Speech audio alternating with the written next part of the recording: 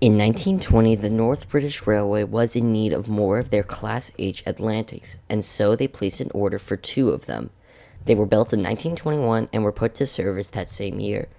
The first of the two, named Alex, who was your everyday express engine, boastful, prideful, a cocky jerk, but other than that, your average express engine. But the other one was odd. He was quiet, cold, and at times seemed to be plotting something.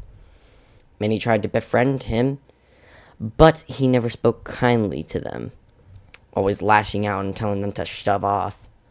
The very next year, however, everyone would find out how far they pushed him. On a late night express, the engine had gotten his crew to sabotage the points and send him flying off a broken section of a viaduct. Miraculously, only his driver was killed, and the engine survived. After this, his siblings planned a massive intervention to break him out of these suicidal tendencies.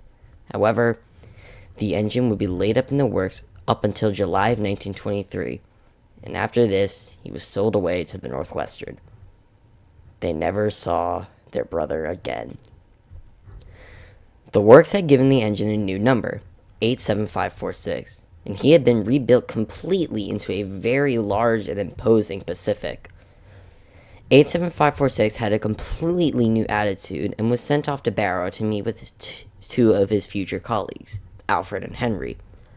87546 gave the impression of a polite introvert who didn't talk much, but when he did was respectful. And once on Soder, he stayed this quiet and rarely talked to anyone other than Alfred and Henry to protect anyone from judging his past actions.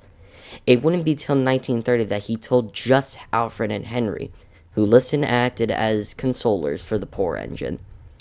The three were very close by this point, and the trio were heartbroken to leave in 1931.